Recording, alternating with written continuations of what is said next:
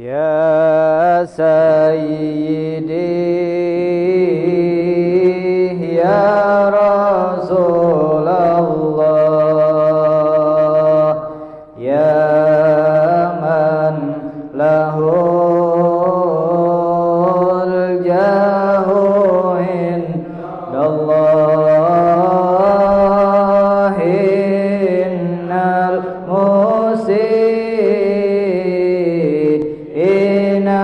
qad ja'uk li dhanbi yastaghfiru ya sayyidar rusli hadina hayya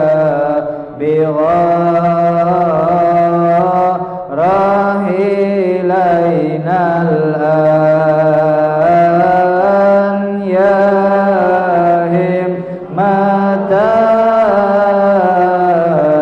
سادة الأقطاب ما عادنا صدق والسر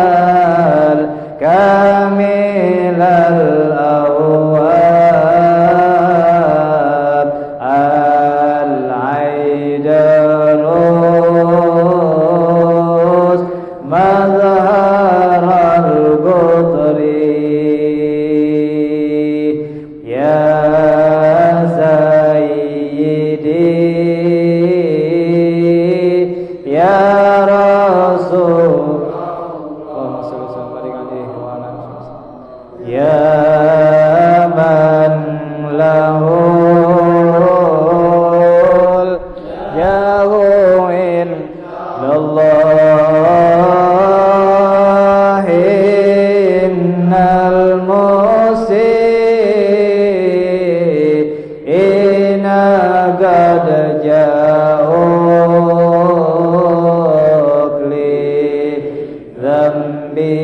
yastaghfiru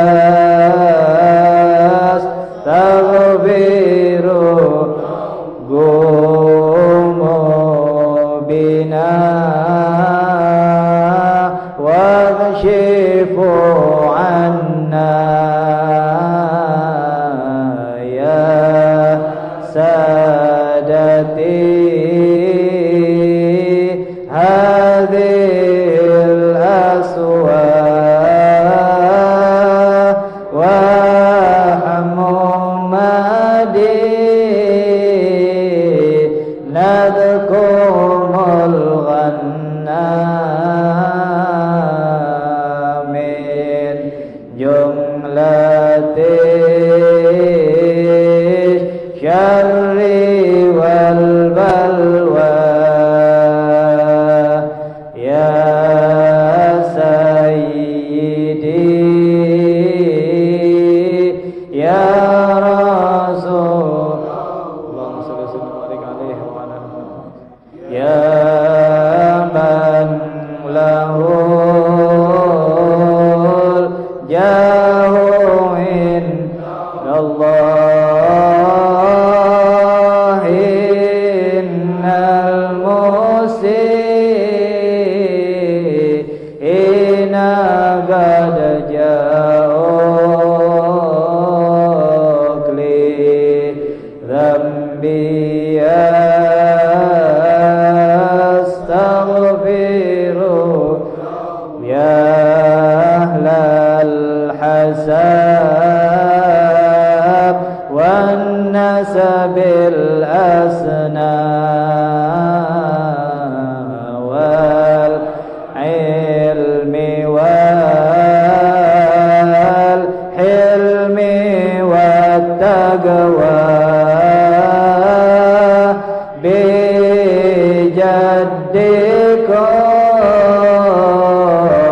وبكم تنجاب صحب البلية والضر يا سيدي يا اللهم صل وسلم وبارك عليه وعلى آله يا من له الجاه عند الله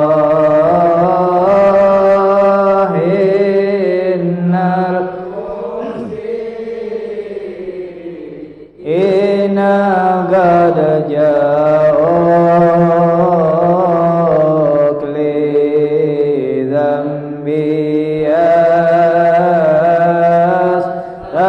يستغفرون. Assalamualaikum warahmatullahi wabarakatuh. Bismillahirrahmanirrahim. Alhamdulillahi rabbil alamin. Wabihi nasta'in ala umurid dunya waddin. Wassalatu wassalamu ala sayyidina Muhammadin khatamin nabiyyin wa ala alihi wa sahbihi ajma'in. Allahumma salli wa sallim ala sayyidina Muhammadin mattasalatil uyun bin nadar wa tazakhrufatil arduna bil matar wa hajja hajun wa tamar wa labba wa halaqa wa nahar wa tafa bil baitil atiqi wa qabbala al hajar wa ala alihi wa sahbihi wa sallim. Nawaina ta'allamu wa ta'lim wal ifadata wal istifadah wan nafa' wal intifa' wal mudzakarah wa tadhakkura wa tadhkir ibtigha'a mardatih wa qurbih wa thawabih. Rabbi shrah li sadri wa yassir li amri wahlul 'uqdatam min lisani yafqahu qawli. Rabbi zidna ilman warzuqna fahma. Allahumma aghnina bil 'ilm wa zayyinna bil hilm wa akrimna bi taqajjumil bil afiyah. Wa sallallahu ala sayyidina Muhammadin nabil ummi wa ala alihi wa sahbihi wa sallam. Alhamdulillahi rabbil alamin. Ma'asyiral hadirin, alhamdulillah thumma alhamdulillah thumma alhamdulillah. Bersyukur kita kepada Allah Subhanahu wa taala, yang mana Allah Subhanahu wa taala menunjukkan cintanya kepada kita berupa diizinkannya kita oleh Allah Subhanahu wa taala untuk menambahkan pundi-pundi amal kita, untuk menambahkan ibadah kita kepada Allah Subhanahu wa taala, yang insyaallah ini adalah pertanda dari Allah Subhanahu wa taala. Allah ingin memilih kita, Allah ingin mencintai kita, Allah ingin menjaga kita, dan Allah ingin menghapuskan kesalahan-kesalahan kita. Allah ingin menghapuskan kesalahan kedua orang tua kita. Dan mungkin kita yang memiliki orang tua yang sudah meninggal, yang kita tidak tahu keadaan mereka sekarang di alam kubur mereka, maka insyaallah kita selaku anak-anak mereka ketika sedang memakmurkan masjid Allah Subhanahu wa taala, sembari menjaga ilmu Nabi Muhammad sallallahu alaihi wasallam, mudah-mudahan mereka semuanya di bawah sana mendapatkan nikmat dari Allah Subhanahu wa taala. Kesalahan mereka akan dimaafkan oleh Allah Subhanahu wa taala. Lubang kubur mereka akan dipenuhi dengan nikmat dan kasih sayang dari Allah Subhanahu wa taala.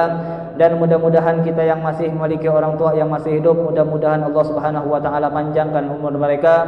Allah Subhanahu wa taala senangkan di sisa usia mereka, dan Allah jadikan kita bersama dengan orang tua kita, istri, bahkan anak-anak kita menjadi kelompok ataupun orang-orang yang dicintai oleh Allah Subhanahu wa taala, sehingga kita pun akan dikelompokkan oleh Allah Subhanahu wa taala di dalam surganya Allah Subhanahu wa taala bersama dengan kekasih kita yaitu Nabi kita Muhammad sallallahu alaihi wasallam. Amin ya rabbal alamin. Ma'asyiral hadirin, alhamdulillah kita berkumpul kembali di masjid yang terus-menerus turun rahmat dari Allah Subhanahu wa taala, yang insyaallah dampaknya bakal diperbanyak oleh Allah Subhanahu wa taala sampai menyebar kepada anak-anak kita. Jadi dikatakan kalau seandainya kita berbuat taat, maka ketaatan tersebut bakal berbuah manis kepada badan kita. Kalau kita berbuat satu kebaikan, kita lakukan dengan pribadi satu hal kebaikan, maka efeknya, dampaknya bakal kembali kepada kita. Bisa jadi gara-gara kita berbuat taat, bisa jadi gara-gara kita berbuat kebaikan, mungkin ke depan kita bakal dapat musibah, dihalangi oleh Allah Subhanahu wa taala berkat ibadah kita kemarin. Maka ulama mengatakan kalau seandainya satu ibadah efeknya kepada satu orang, maka kalau ibadah yang dikerjakan secara bersama-sama, maka sangat banyak efeknya yang bakal diberikan oleh Allah Subhanahu wa taala. Maka insyaallah dengan berkumpulnya kita ini, keluarga besar kita bakal dijaga sepenuhnya oleh Allah Subhanahu wa taala.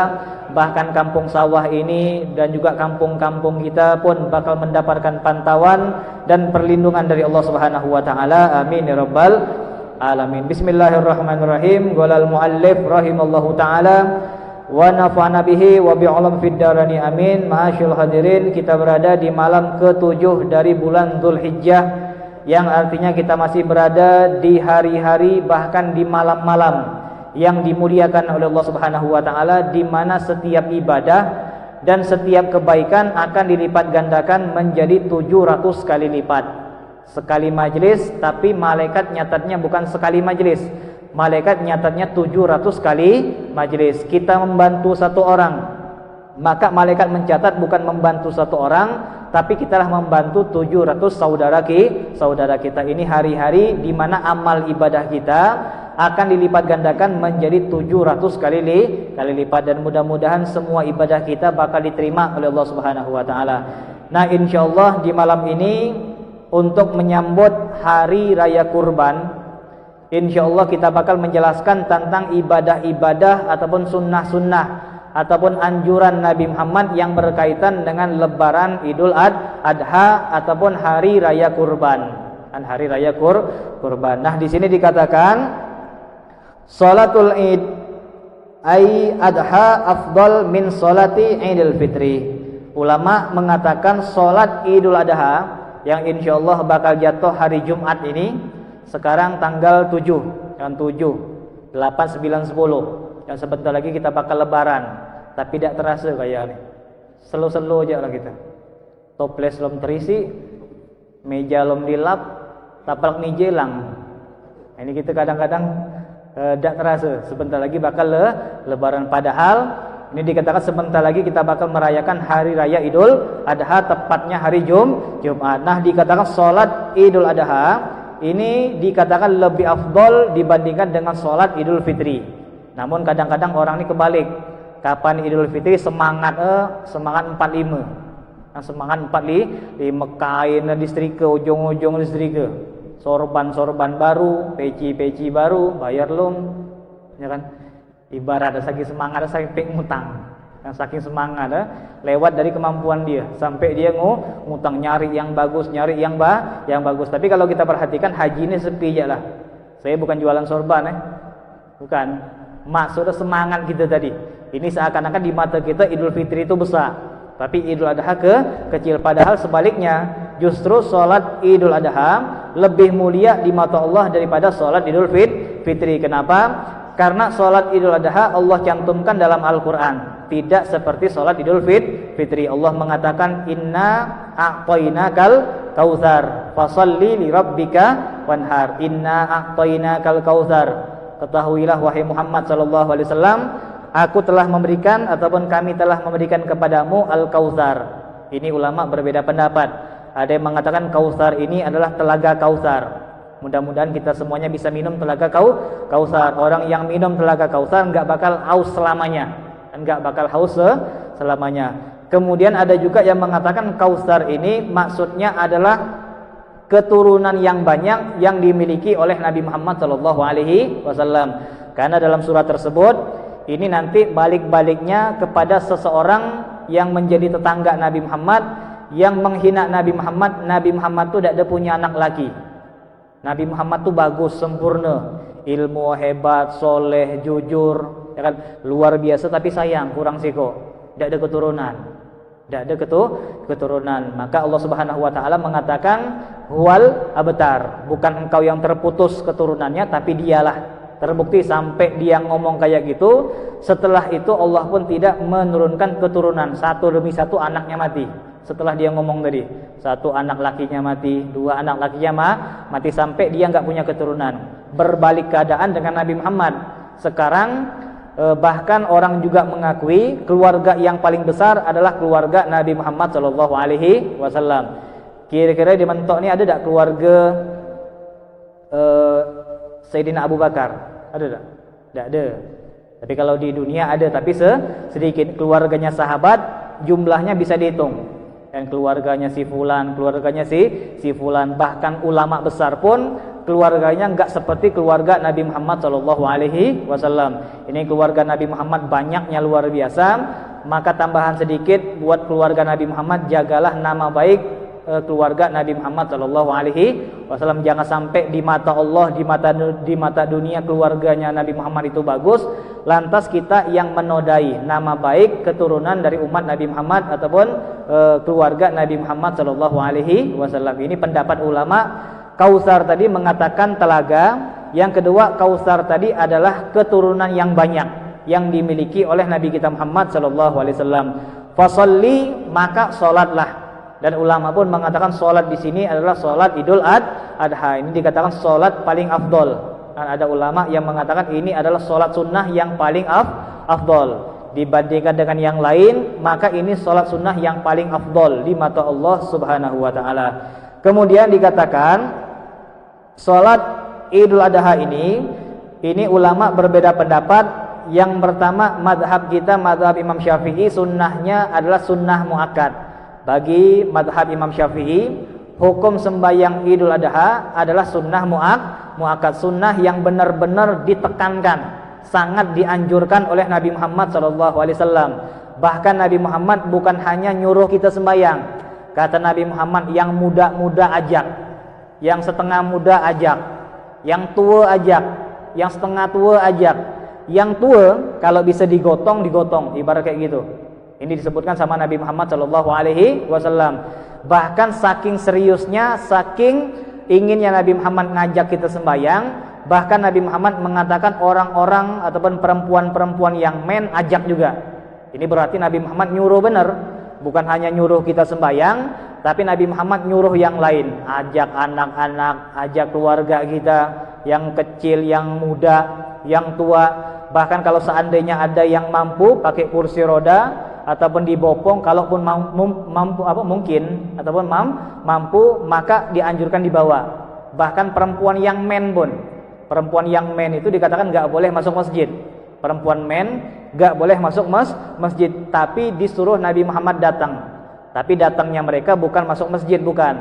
Tapi kata Nabi Muhammad berdiri di pintu-pintu masjid. Kalau bahasa gampang di jami ini banyak di halaman boleh diorang. Ya kan? Di pendopo juga boleh, di Serambi juga boleh. Ini kalau jami itu batasannya ujung genteng, itu disebut dengan masjid. Dan itu disebut dengan masjid. Ujung kanan, ujung kiri, kanan belakang, kanan kiri ataupun dua persegi itu ini merupakan batasan masjid. Jadi kalau kita nak tahiyatul masjid, di dalam masjid juga boleh, di teras juga boleh karena batasannya ujung-ujung genteng itu. Paham tak kira-kira? Kan ujung-ujung genteng. Nah, selepas dari ujung-ujung genteng tadi, perempuan yang men boleh hadir. Tapi mereka enggak sholat, hanya mendengarkan khutbah. Dan hanya mendengarkan khutbah. Ini hikmahnya banyak. Di antaranya biar syiar Islam itu tampak. Jadi kapan maaf orang-orang kafir nengok orang Islam tuh banyak rupaga. Ndak jadilah kita nyerang. Ramai kayak nyangka sikit. Dan kayak kita nyerang orang jak misal, cuma contoh nih, insyaallah aman negeri kita. Dan kayak Islam ini lemah di bentuk nih. Itu buktinya subuh 4 orang. Berarti seorang Islam ini cuma 4. Ya, kapan orang lagi ngasah barang nak nyerbu gitu, ditengok pas lebaran, wih ramai juga nih. Ndak jadilah nyerang. 20 tahun lagi baru nyerang. Dan ini biar menghidupkan syiar Islam. Ini sunnah hukumnya, mendapatkan pahala dari Allah Subhanahu wa taala. Perempuan yang mendatang terkecuali ulama mengatakan perempuan-perempuan yang terlalu cantik. Ini makruh. Dan dilarang. Yang memulai mengatakan makruh tadi adalah Sayyidah Aisyah, istri Nabi Muhammad SAW. Setelah Nabi Muhammad meninggal, seperti biasa keluar semua. Tapi ada perbedaan. Setelah wafat Nabi Muhammad, orang-orang puan tuh mulai bergaya datang. Kan mulai sense lah istilah kata. Mulai tahu tren, tahu mode, mulai bergaya, mulai berambut baju atau orang akan mulai bergaya, mulai bersolek. Bahkan dikatakan sama Sayyidah Aisyah, kalau seandainya suamiku Nabi Muhammad masih hidup, niscaya dia bakal melarang perempuan-perempuan seperti ini datang ke masjid-masjid Allah Subhanahu wa taala. Jadi yang puan yang laki silahkan datang, terkecuali yang terlalu cantik. Jadi kita tengoklah bini kita macam mana. Kalau bini kita molek ni maksudnya kapan orang nengok nombor orang. Itu molek. Dan kapan kita naik motor, naik mobil, orang nengok bini kita salah ngitung ya. Kan salah ngitung nombor, belok kanan jadi belok kiri ataupun orang tidak ada khusyuk, ya kan. Apalagi kalau khotib bujangan, nah repot nih. Kan khotib bujangan nengok di bawah tu molek. Kan tidak jadi ceramah kambing. Ceramah sunnah yang lain. Ini perempuan yang molek maksudnya sekiranya bakal memalingkan wajah laki-laki. Misal contoh nih, ini jami nih. Ini jami, kita lah siap-siap sembayang. Rupega Siti Corona tuh datang. Siti Corona. Kan Siti Corona jalan samping kita. Ini kapan dia berjalan, orang-orang jami cuma semua. Ada yang pura-pura bergaruk. Nengok tadi, ada yang cecak beludak. Tuh, beludak 10 kali sampai dia lewat Siti Corona tadi. Nah, ini dikatakan kalau seandainya yang lewat tadi molek sekira setengah masjid bakal macam ni, ya kan? Ataupun banyak orang yang bakal ngeliatin perempuan tadi melongok bahkan jadi omongan, maka perempuan tadi Siti Corona tadi nggak boleh datang. Jadi kalau seandainya Siti Corona tadi dia lewat orang biasa aja, dia lewat orang biasa yang ngopil lah, nggak peduli apa lah dia. Artinya normal, tidak ada begitu memalingkan wajah laki-laki. Maka hukumnya boleh. Namun insyaallah bini kita ni standar semua lah, boleh semua. Jangan ngaku-ngaku, ngapa bini kau dah sembahyang? Molek soal ustaz. Molek dari mana? Jangan molek dari mana? Insyaallah orang mentok ni boleh lah. Insyaallah orang mentok ni boleh. Tapi kalau di Palembang, di Jakarta kan bagus-bagus. Tapi gara-gara dampak kita panas luar biasa ni. Tapi kalau seandainya memang ada yang punya yang molek, simpanlah. Simpan, jangan sampai dikelihat ataupun kelihatan sama musuh gitu. Takut dijailin lah. Nanti dibaca Fatihah. Ya Allah Fatihah.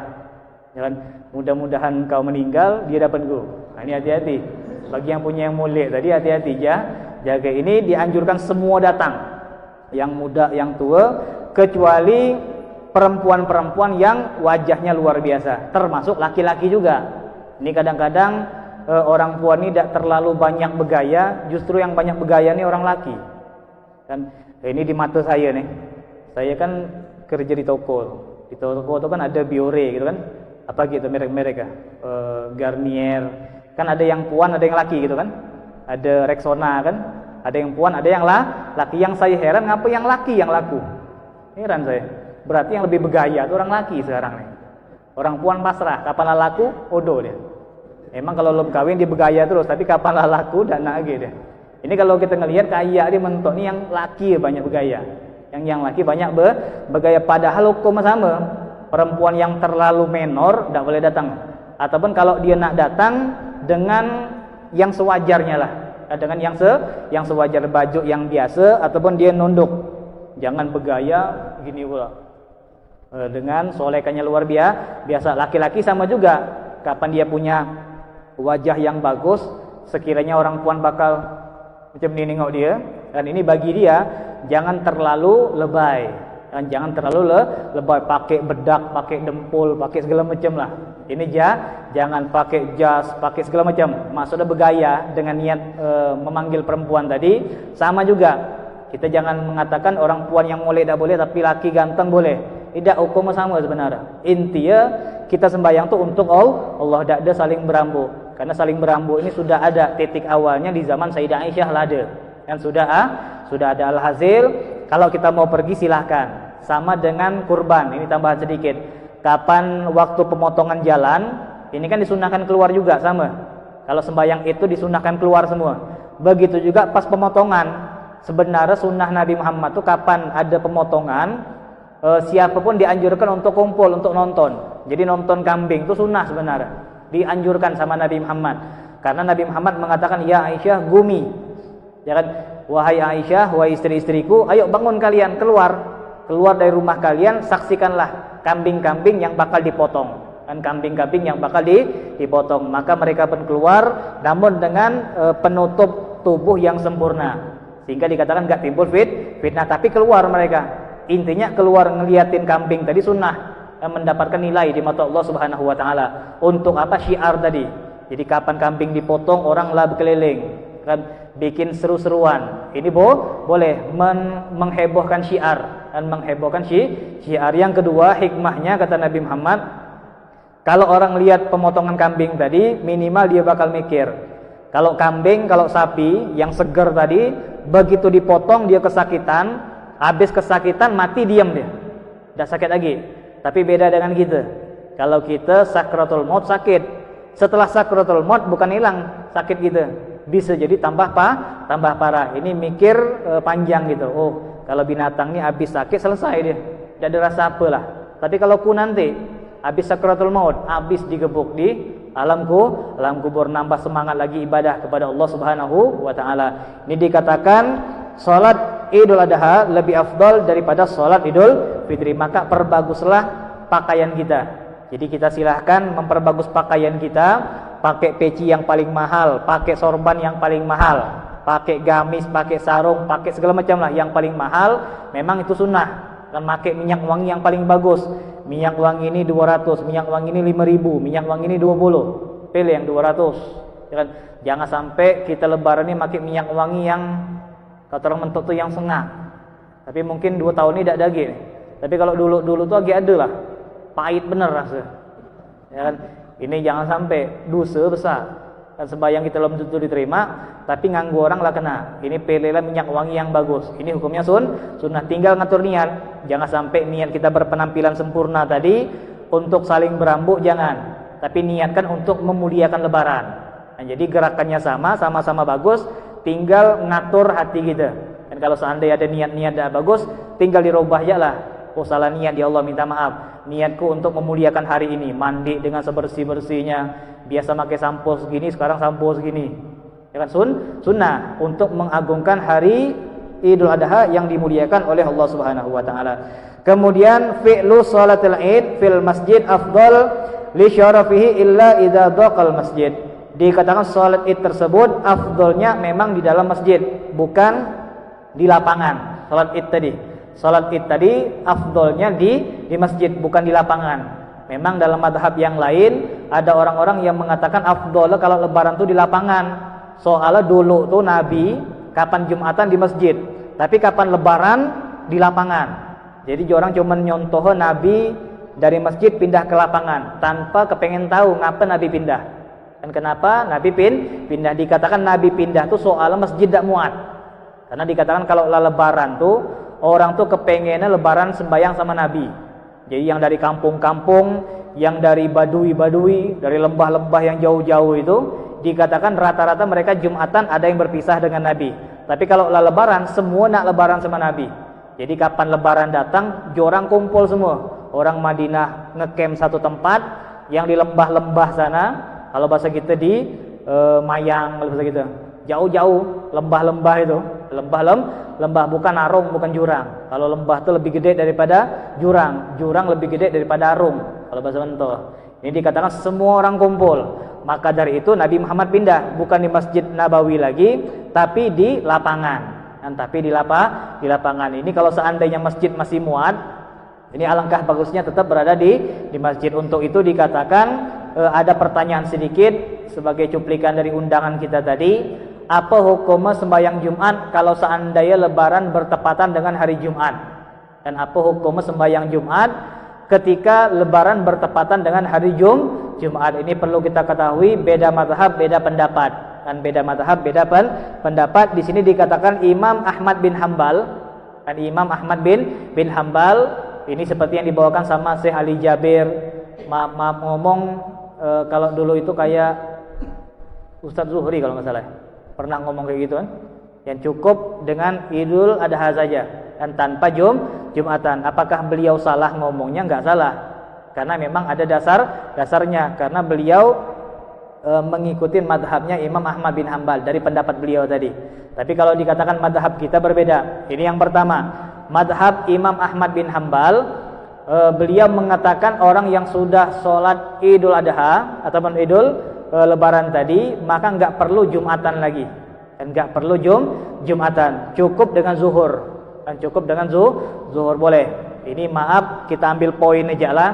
Mungkin di mentok nih, mungkin yang ikut dengan Imam Ahmad bin Hambal ataupun Hambali ini maaf Salafi kurang lebih lah, kan boleh dikoreksi lah. Salafi ini kan macam-macam, ada ikut Imam Ahmad bin Hambal, ada yang enggak. Ini modelnya Salafi itu bermacam-macam. Yang Salafi itu bermacam-macam, Muhammadiyah itu bermacam-macam, NU juga bermacam-macam, Salafi juga bermacam-macam. Nah, untuk Salafi yang ikut Imam Ahmad bin Hambal, mereka tidak salah. Mereka Idul Fitri, Idul Adha selesai jam 8, nanti kapan Jumatan, jorang tidak ada ke masjid, agak bertamu, tidak ada berdosa jorang. Ini memang madhab mereka cukup dengan zuhur, karena memang ada dasarnya. Bahkan dikatakan dalam madhab Imam Atha, kan Imam Atha itu dikatakan madhab seperti Imam Malik lah, kan beliau dalam madhab Imam Atha tadi, jangankan Jumatan, kan jangankan Jumatan boleh apa tidak, justru dalam pendapat beliau tidak boleh Jumatan. Jadi tidak boleh Jumatan tuh, dan karena mereka mengambil hadis Nabi Muhammad, pernah Nabi Muhammad tuh melarang orang yang lah sembahyang Id jangan sembahyang Jumat. Memang ada hadisnya, Nabi Muhammad ngomong gitu, orang yang lah sembahyang Id jangan sembahyang Jumat. Nah, dari hadis ini diambil sama mereka, untuk orang yang lah sembahyang Id, jorang tidak ada perlu Jumatan, tidak ada perlu zuhur, tinggal asar. Paham tadi? Ini pendapat Imam Atha. Jadi kapan jorang lah sembahyang Id, zuhur tidak ada, Jumatan tidak ada. Kapan sembahyang asar? Jadi zuhur sama Jumatan gimana? Lah ditempak sama Id tadi. Dan karena hadis Nabi Muhammad mengatakan orang yang lah sembahyang Id jangan sembahyang Jumat lagi, jangan sembahyang zuhur. Kenapa Nabi ngomong kayak gitu? Nah, ini disimpulkan sama Imam Syafi'i. Dan ini disimpulkan sama Imam Syafi'i. Ini insya Allah kita punya madhab yang tepat.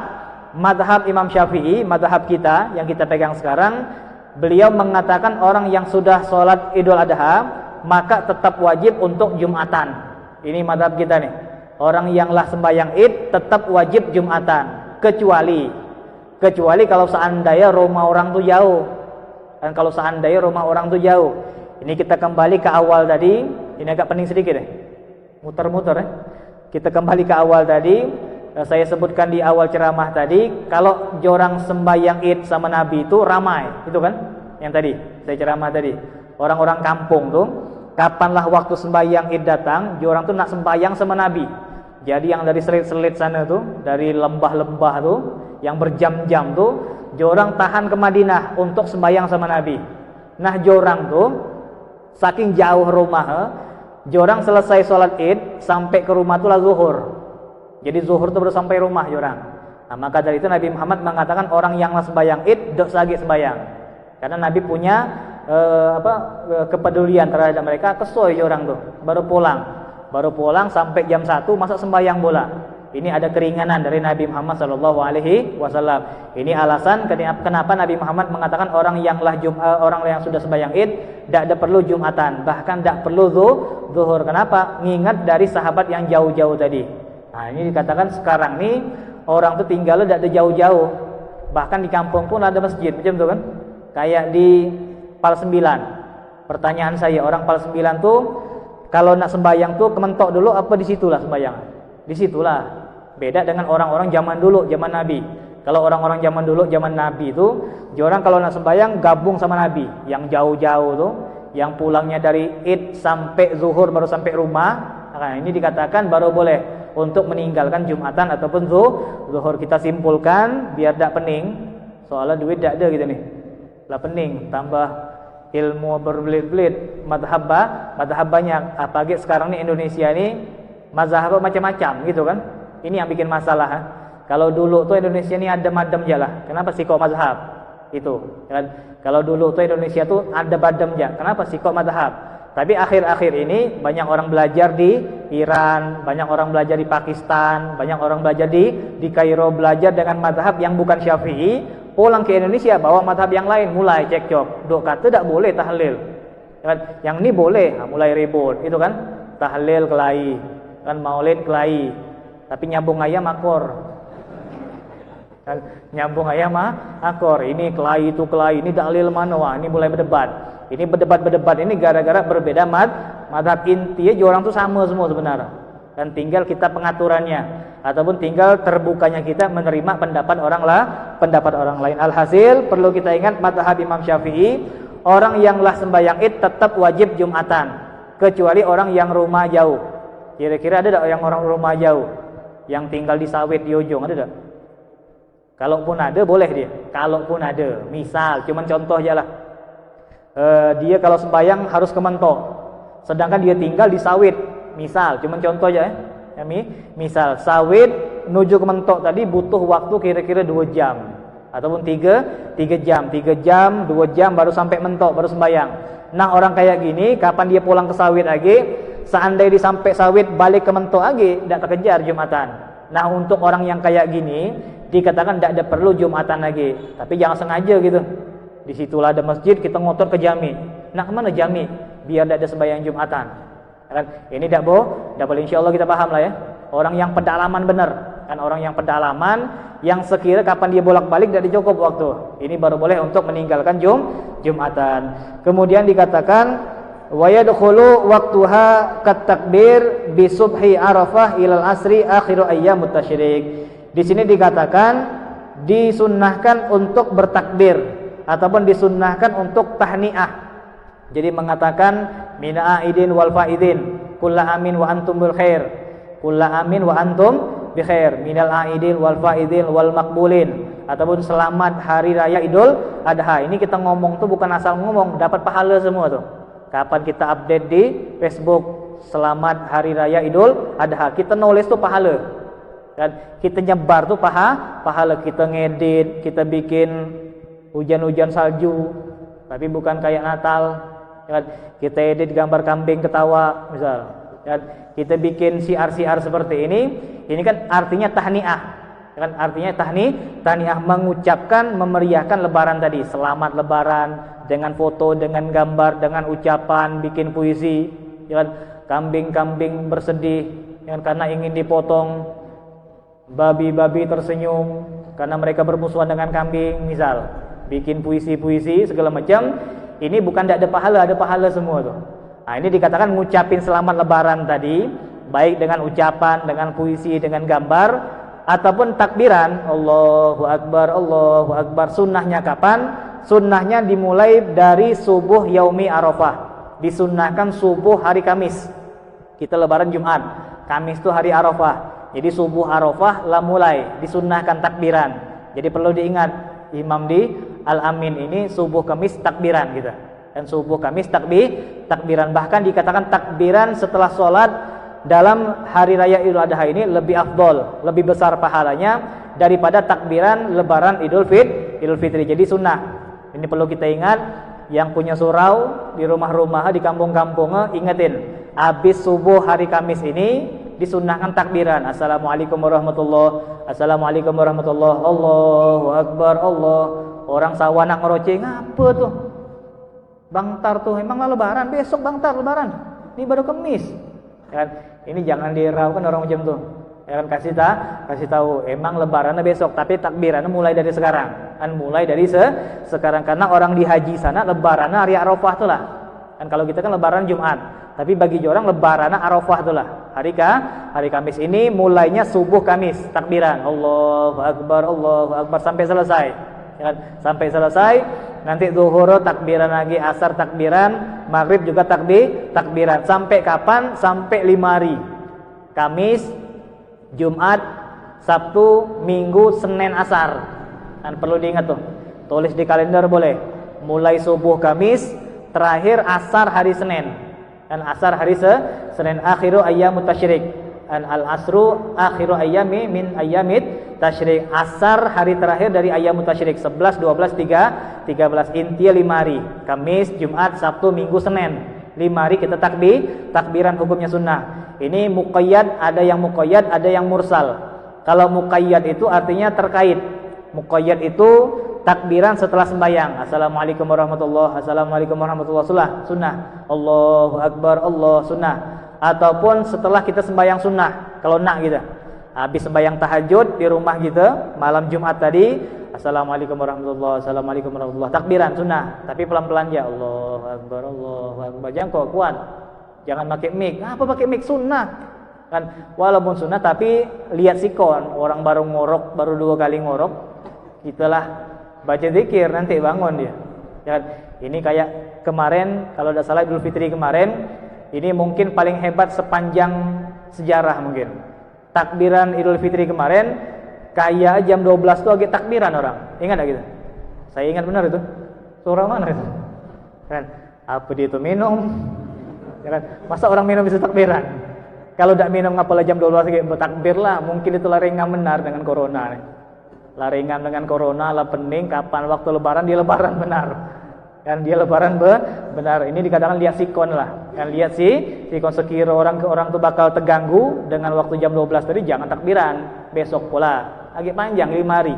Kan simpen nyawa kita. Dan simpen napas kita. Ini dikatakan takbiran ngucapin selamat Idul Adha tadi 5 hari sama. Takbiran 5 hari, tahniah tadi 5 hari juga. Kita upload lagi. Hari Kamis upload selamat lebaran, sunnah. Kan hari Jumat upload lagi selamat lebaran. Kata kawan berapa kali kau nyebut, biarlah. 5 hari sunnah. Hari Sabtu bilang lagi selamat lebaran. Kan hari Minggu toples lagi ada selamat lebaran. Sampai ada Senin. Kita upload, kita ngomong, kita ngucapin pahala 5 hari. Jadi ngomongnya, takbirannya lebih panjang daripada sholat Idul Fitri. Kemudian dikatakan yusannu ihya'u lailatal idaini bil ibadah, disunnahkan untuk menghidupkan malam lebaran dengan beribadah kepada Allah Subhanahu wa taala. Seperti biasa boleh di mentok ini mengadakan sholat tasbih juga boleh. Dan mengadakan sholat tasbih. Sholat tasbih ini cara bermacam-macam. Boleh disamakan dengan tahun kemarin, boleh diganti. Kalau kepengen ngebanti, boleh saya ajarkan sedikit. Sholat sunnah tasbih itu 4 rakaat. Tiap-tiap rakaat 75 kali subhanallah walhamdulillah wala ilaha illallah wallahu akbar. Tasbihnya sebanyak 75 kali. Subhanallah walhamdulillah wala ilaha illallah wallahu akbar. Setiap rakaat 75 kali tasbih. Ngecernya gimana? Ketika kita takbir, sebelum baca Fatihah, baca takbir, baca tasbih tadi 15 kali. Subhanallah alhamdulillah wala ilaha illallah wallahu akbar. Subhanallah alhamdulillah wala ilaha illallah wallahu akbar. Sampai 15 kali baru bismillahirrahmanirrahim. Alhamdulillahirabbil alamin. Fatihah selesai, surat selesai. Habis surat jangan rukuk dulu. Baca tasbih lagi 10 kali. Subhanallah alhamdulillah wala ilaha illallah wallahu akbar. Jadi selama kita berdiri itu lah 25 kali. Jadi sebelum Fatihah 15 kali, habis surat pendek sebelum rukuk 10 kali. Jadi 25 kali, rukuk 10 kali, Iktidal 10 kali, sujud 10 kali, duduk 10 kali, sujud lagi 10 kali. Jadi jumlahnya adalah 75. Sujud kita itu mundur ya lah. Sujud 10. Duduk di antara dua sujud 10. Sujud yang kedua tadi 10. Iktidal 10, rukuk 10, lah 50. Tinggal 25. Di mana 25? Berdiri tadi. 15 sebelum Fatihah. Setelah surat sebelum rukuk 10 kali. Jadi gampang. Jadi gampang, pahalanya besar. Dan pahalanya besar, kata Nabi Muhammad, kalau engkau punya hajat yang besar, sembahyang tasbih, maka hajatmu bakal dikabulkan sama Allah Subhanahu wa taala. Engkau minta ini, engkau minta itu, atau apalagi yang nak kampanye nih, bentar lagi nih. Yang nak kampanye banyak-banyak salat tasbih lah. Kan? Ya Allah, mudah-mudahan menang, tasbih lah terus. Dan ini insyaallah bakal bagus, minta sama Allah. Dan mungkin kalau dia punya niat yang buruk ke depan, bakal dirubah sama Allah. Dia menang dan niatnya pun dirubah menjadi baik oleh Allah Subhanahu wa taala. Namun dikatakan jangan sampai kita tekelek, tahu tekelek? Jangan sampai kita tekelek ilmu. Banyak orang yang sholat tasbih tapi ba'da isya ada. Kan banyak tuh. Orang sholat sunat tasbih tapi ba'da isya ada. Padahal dikatakan ba'da isya itu gak bisa dikalahkan dengan sholat sunat tasbih. Sholat tasbih, sholat taraweh, ya, sholat tasbih, sholat taraweh. Kalau dibandingkan dengan qobliyah ba'diyah, tidak seimbang, orang. Tidak ada seimbang. Ini kan di mata kita taraweh itu kan macam mana? Banyak kan? 20 rakaat, 8 rakaat, dengan qasidah, dengan zikir, dengan ramaya. Pertanyaan saya, kira-kira, jujur ya lah. Kira-kira besar sholat taraweh apa besar sholat ba'diyah isya ataupun qobliyah isya ataupun qobliyah maghrib, qobliyah asar? Qobliyah ba'diyah ini dikatakan lebih besar daripada sholat tarawih, walaupun bentuk slow aja lah. Nah, ini dikatakan perlu kita pahami, jangan sampai tekelek ilmu gitu. Jangan sampai tekelek ilmu. Ini kalau dibandingkan dengan qobliyah ba'diyah, kalah ya orang tuh. Memang jarang kita dengar, jarang kita kerjakan, tapi jangan sampai kepletok gitu. Kita tasbih tapi ba'diyah isya ada. Karena kemarin saya katakan Nabi Muhammad pernah bilang, orang yang ba'diyah isya 4 rakaat sama dengan orang yang beribadah di malam Lailatul Qadar, tidak seimbang dengan sholat sunat tasbih. Ataupun orang-orang mentok ini biasa malam lebaran tuh sibuk nyusun kursi, gitu kan? Kan kawan nih nyusun kursi, kapan sembahyang? Jangan salah, nyusun kursi itu ibadah juga. Kalau diniatkan untuk memuliakan tamu, gitu kan? Dan kalau diniatkan untuk siap menyambut tamu, kita ngecat rumah, pink, hitam, biru, hijau, dicat semua. Dinding dicat, lampu dilap, bukan tidak ada pahala semua, ada pahala semua. Asal niat benar. Kan asal niat benar, kita niatkan kalau seandainya rumah ini bagus, bersih, tamu tuh senang. Kapan dia masuk bersih, ya kan? Tidak ada debu apalah, kipas angin siap, lantai bening ataupun toples bersih. Ini kita nyenangkan tamu, pahala. Dan jangan sampai kita salah niat. Kita nyusun sofa, niat kita biar orang tahu aku ni mampu beli sofa yang 45 juta. Dan biar orang tahu aku ni punya lampu yang harga 20 juta. Jangan, tinggal ngatur niat. Yang biasa nyusun kursi susunlah, tinggal ngatur niat. Niat kita untuk memuliakan tamu. Kalau kita niat untuk memuliakan tamu, setiap kita geser-geser kursi tadi, belum yang kejepit tangan kita, kan, belum yang luka kena beleng, ini semuanya bernilai di mata Allah. Jadi niatkan untuk memuliakan tamu. Dan jangan sampai ngapalah tidak dibersihkan rumah nih. Cuman nanti ditengok tamu, biarlah. Dan kalau tamu datang tuh, kalau orang makan lapar, makan tuh lah. Dan tidak usah dibersih-bersihkan. Jangan. Jadikanlah diri kita ini orang yang biasa memuliakan tamu. Kan, siapin rumah kita untuk nyambut tamu. Kapan tamu ke rumah kita, senangkan. Sambut dia, ajak ngeligi, ajak bergurau, ajak ketawa. Jangan serius-serius juga.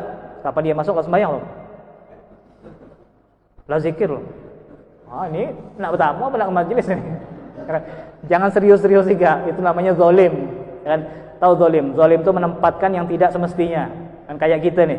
Kalau kita di masjid boleh kita bagus, tapi kalau di rumah biasa kita. Jangan sampai kapan ketemu bini, ketemu anak, wahai anakku, di dunia ini kita sebentar lagi masuk kubur. Kata anak kita, apa ayah nih? Apa demam gara-gara corona? Jadi kita harus menempatkan, jangan sampai salah, jangan sampai zalim. Kapan kita ke masjid, ke majelis, berlakulah yang pantas. Jadi santri, jadi murid, jadilah murid yang bagus. Jadi guru, jadi gurulah yang bagus. Kapan pulang ke rumah, jadi ayah kita. Tidak jadi ustaz lagi saya. pulang ke rumah jadi ustaz lagi dah? Tidak, jadi ayah.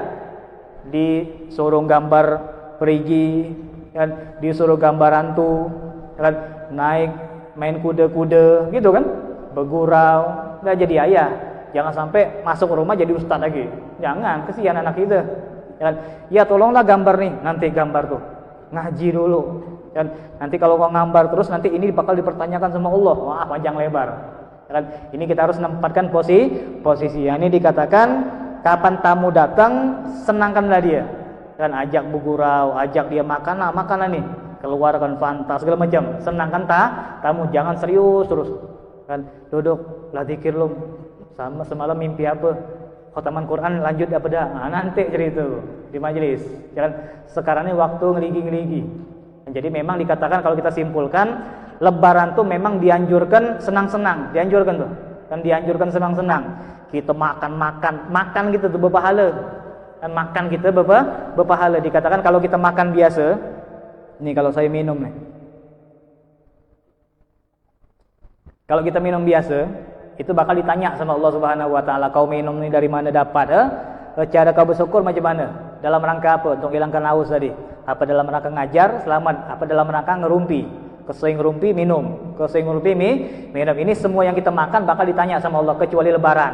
Kalau lebaran kita nak makan 5 piring, 6 piring, tidak bakal ditanya sama Allah. Dan tidak bakal ditanya. Ini benar ya? Benar, makan tuh berpahala. Kita banyak makan, kita banyak minum, lah kenyang minum lagi. Kita ketawa, kita nyenangkan orang, ngeligi-ngeligi, pahala semua tuh. Yang pahala semua. Jangan sampai kita kapan lebaran diam lah. Ngapa diam? Kita kesian dengan korban corona. Bergaya pula, kemarin ketawa. Lebaran mesum. Kan waktunya ibadah dia ketawa. Ini dikatakan kita harus pintar nyambut tamu, itu semuanya nilainya di mata Allah adalah pahala yang murni dari Allah Subhanahu wa taala. Kemudian disunnahkan tambahan sedikit buat kita, wa yumsiku anil akli fi idil adha hatta yusalli. Disunnahkan bagi kita untuk menahan, jangan sampai makan, jangan sampai minum dari mulai subuh sampai sholat Idul Adha. Ini sunnah. Kalau Idul Fitri disunnahkan makan gitu. Pagi Lebaran, Idul Fitri sunnah makan kurma, ngopi, sunnah. Tapi kalau Idul Adha ini sunnah ada makan, tidak minum. Imsak kayak orang puasa. Dari mulai kapan? Dari mulai subuh. Dari mulai subuh sampai 5:30, sampai jam 6, sampai 6:30, sampai sembahyang. Habis salam, assalamualaikum warahmatullahi, assalamualaikum warahmatullahi. Kalau kita nak makan boleh. Ataupun pulang dari sembahyang kita makan juga boleh. Intinya ini sunnah. Kita menahan nafsu ataupun menahan makan tadi beberapa jam, nilainya kayak orang puasa sehari, sama. Nilainya kayak orang puasa sehari. Padahal kita cuma nahan makan, nahan minum sebentar, paling-paling 2 jam. Ini kalau memang kita takut lapar, takut haus, sahurlah kita dulu. Kayak sahur. Jadi sebelum subuh tuh ngopi lah gitu. Ngopi, nyicip ketupat dulu. Dan nyicip segala macam, nanti habis subuh dak ada makan, dak ada minum sampai kapan? Sampai sholat Idul Adha. Tapi jangan sampai juga kita ngantongkan kacang, jangan. Bawa air minum, bawa nasi, mana ke laut gitu. Kan lah boleh Ustaz habis salam. Assalamualaikum warahmatullahi, assalamualaikum warahmatullahi. Khotib marah-marah, yang gitu makan nasi bungkus di belakang. Kesian khotib kan. Kita harus bertakwa sama Allah gitu dia. Yang lain makan semua. Kan ini walaupun sebenarnya boleh, tapi jangan makan dulu, sabarlah. Sabar pulang dari sembahyang baru kita makan. Ini disunnahkan oleh Nabi kita Muhammad sallallahu alaihi wasallam. Ma'asyiral hadirin, insyaallah malam Kamis ini kita bakal majlis, insyaallah kalau udah hujan petir, kita bakal majlis di Masjid Jami, insyaallah khusus membahas masalah hari Arafah. Kan lebaran lah sudah nih. Dan kita bahas hari Arafah karena malam Kamis bertepatan dengan hari Arafah, di mana Nabi Ibrahim mimpi untuk yang kedua kali di malam tersebut tentang penyembelihan putra beliau, yaitu Nabi Ismail alaihi salam. Yang punya waktu boleh hadir, tapi yang punya uzur insyaallah niatnya sudah disampaikan sama Allah Subhanahu wa taala. Mudah-mudahan keluarga kita yang sakit bakal disembuhkan sama Allah Subhanahu wa taala. Mudah-mudahan teman kita, saudara Hendri, saudara Hanif ataupun mertuanya Nagib, Ami Kadir, ibunya saya, mungkin keluarga kita yang sakit, mudah-mudahan bakal disembuhkan sama Allah Subhanahu wa taala. Mereka bakal diberikan kesabaran oleh Allah Subhanahu wa taala. Orang-orang yang menjaga mereka pun akan diberikan kesabaran oleh Allah Subhanahu wa taala dan pahala dari Allah Subhanahu wa taala. Al-Fatihah. من الشيطان الرجيم بسم الله الرحمن الرحيم الحمد لله رب العالمين الرحمن الرحيم مالك يوم الدين إياك نعبد وإياك نستعين اهدنا الصراط المستقيم صراط الذين أنعمت عليهم غير المغضوب عليهم ولا الضالين آمين آمين آمين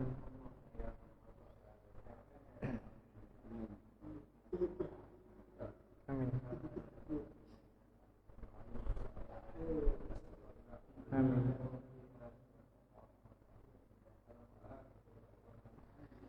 Hadza minallahu minkum wassalamu alaikum warahmatullahi wabarakatuh.